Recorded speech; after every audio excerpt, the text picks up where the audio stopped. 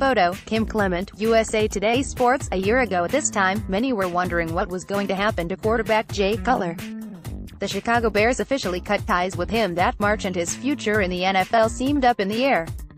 Some thought the New York Jets made sense for Cutler, while even a return to the Denver Broncos drew some whispers.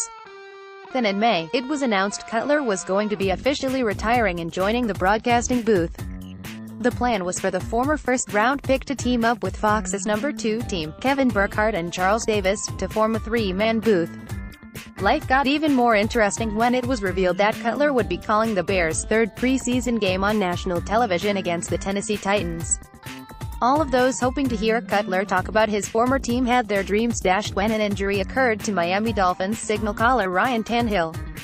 Dolphins head coach Adam Gase worked with Cutler in 2015 in Chicago and called upon his former QB for some help.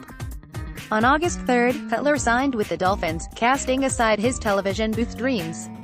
He signed a one-year deal and was named the team's starter for Week 1. In 14 starts for the Dolphins, he completed 62% of his passes for 2,666 yards with 19 touchdowns and 14 interceptions.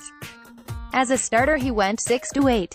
Since the end of the season, some have wondered if he will give it another go in the NFL, but his wife, reality TV star Kristin Cavallari, recently cleared up what the veteran quarterback is going to be doing. "I think he's done," Cavallari said on SiriusXM's The Jenny McCarthy Show, via TMZ Sports. "It's not official, but yeah." While not the clearest response to the situation, it all but sounds like life in the NFL is all but through for the 12-year NFL veteran. The 11th overall pick in the 2006 NFL Draft out of Vanderbilt by the Broncos, Cutler showed signs of improvement in each of his first handful of seasons in the league. As a rookie in 2006, he started 5 games, throwing for 1,001 yards with 9 touchdowns and 5 interceptions. The following year he took over as the team's starter and threw for 3,497 yards with 20 touchdowns and 14 interceptions. In his Pro Bowl year with the Broncos in 2008, Cutler once again started all 16 games, throwing for 4,526 yards with 25 touchdowns and 18 interceptions. Cutler was eventually traded away by the Broncos during the 2009 offseason to the Bears. Chicago sent Denver 2 first-round picks, quarterback Kyle Orton and a third-round pick to Denver for Cutler and a fifth-round pick. There was excitement over his addition to the roster, but he did not start off on the right foot with Bears fans. In his first game against the Green Bay Packers, Cutler threw a disappointing 4 interceptions and finished the night with 277 yards and a quarterback rating of 43.2.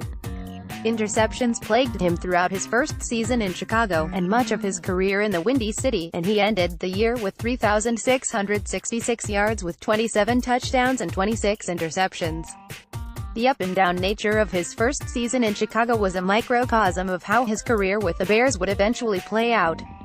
In 8 years with the Bears he threw for 23,443 yards with 154 touchdowns and 109 interceptions.